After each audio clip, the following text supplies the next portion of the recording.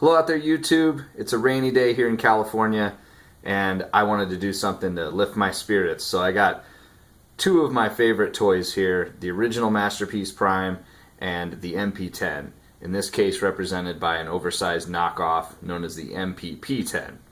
But as you'll see, or if you know anything about this, you'll know it's identical to the original, other than they've lengthened the legs here to change the proportions a little bit, and then this belly piece, they're like angled on the original mold.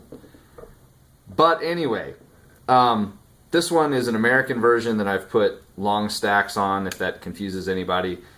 You can see it doesn't have the chrome belly plate, but it's not about the deco.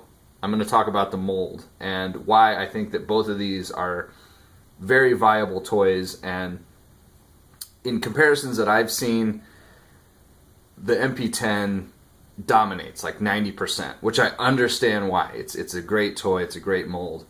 But I do think that there are some aspects of the original Masterpiece Prime that get washed out in the fact that aesthetically most people are going to go for this very nice, dynamic, modern sculpt over, you know, the chunk of the old one. But they both have their good points, and we're going to take a look at that.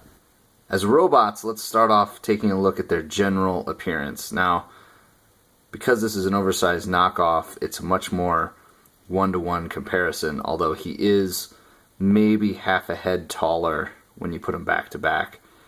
But they are as close to the same size as you could get. Despite representing the exact same character, and really at the same era, G1 Optimus Prime, they have very different approaches. A lot of people, when looking at the two side by side, especially today, they really go for that MP-10 aesthetic.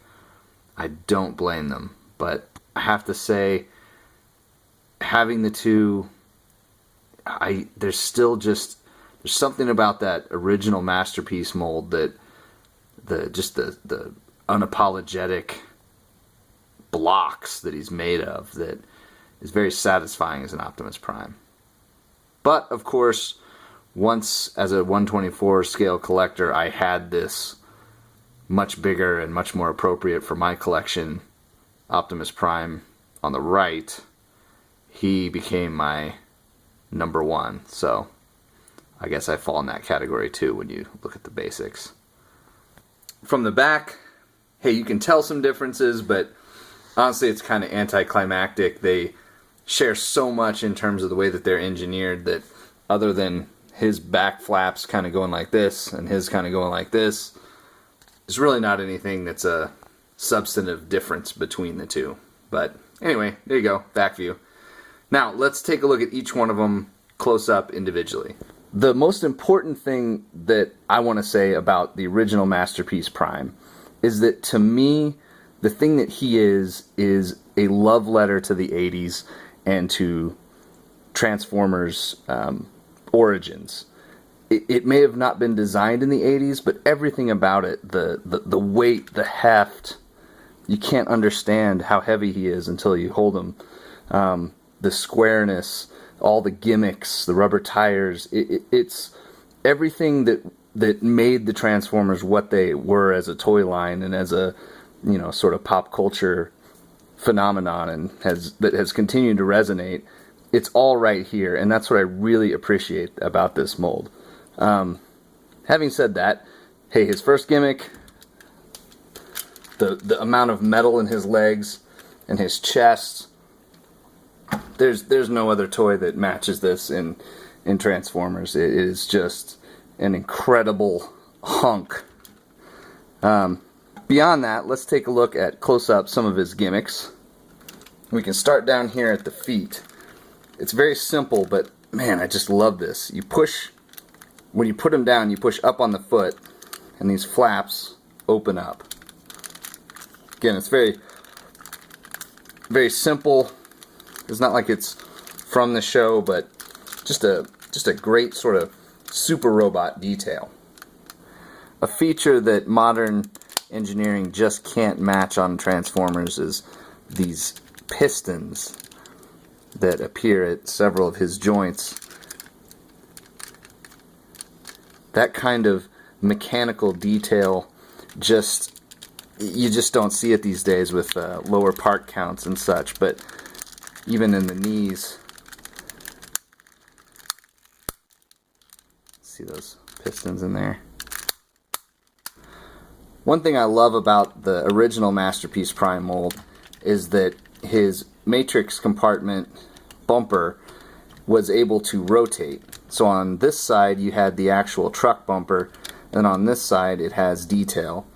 Or you could paint this black, which is something that I've always wanted to do, so that you can't even see it through the windows.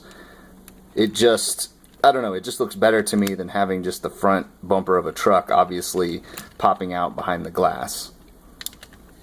And of course the matrix chamber itself was one of the mind-blowing gimmicks of this toy. Not only that you had a removable matrix that actually opened, but one that lights up as well.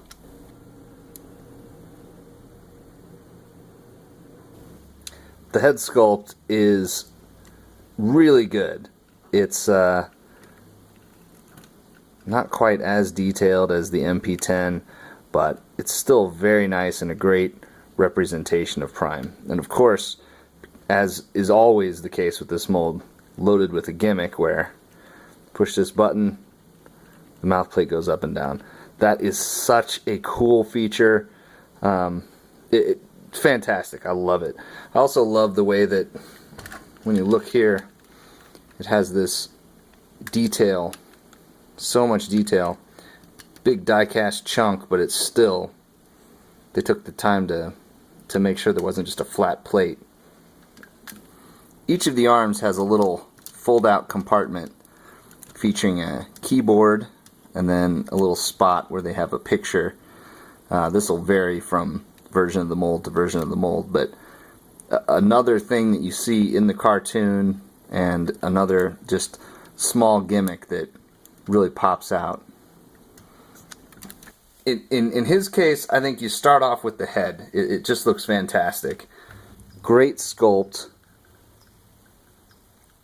Love the ears, the crest here. Just everything about the way it looks is top-notch. Great looking Prime. You do miss a little of the side-to-side waggle from the ball joint, but the neck looks much better on this, and his head doesn't pop off, which sometimes is a problem with the original mold. But overall, it's all about the looks. Great looking head sculpt.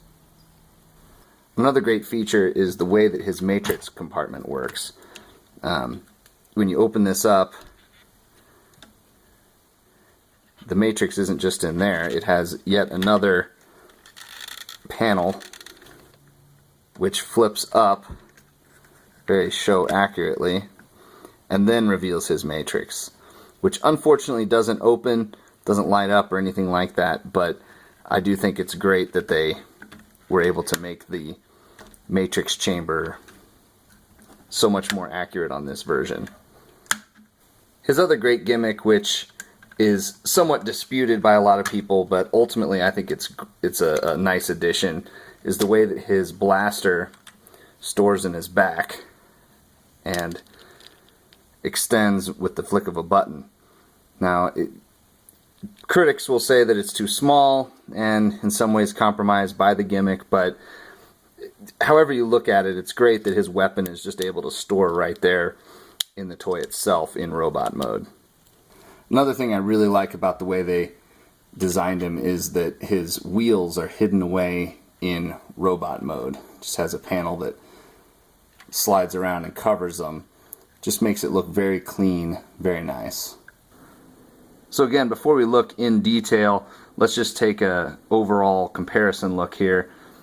And it's not really much of a comparison. The MP-10 design just blows this out of the water. The way this indents and just all around it, it just doesn't look as good as the MP-10 design. This is such a perfectly executed cab over engine truck.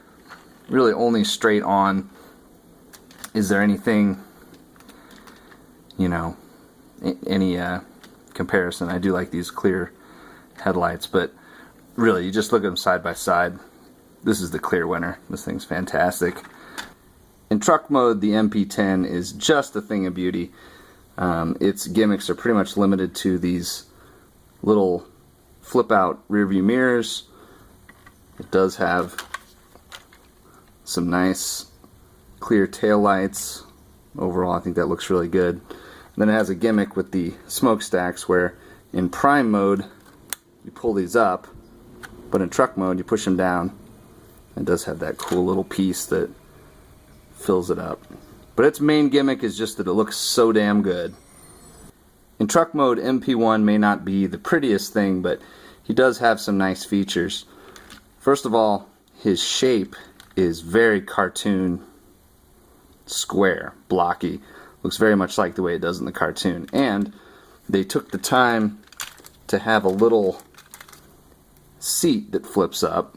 Now you're not going to fit a character in there, but when you look through the clear windows, it does make it look a lot nicer in there. They also added some suspension, which is very much appreciated. Other than that though, pretty junky looking truck mode overall. So there you go. There's my thoughts on these two molds and how they represent their eras. I think they're both fantastic. I'm really happy to have both of them. Every time I think, oh, I can let go of the original now that I have this, I can't do it. I just can't do it. I love them both. They're fantastic. And I recommend at least handling each version of the mold. See what you think. Anyway, thanks for watching. Take care until next time.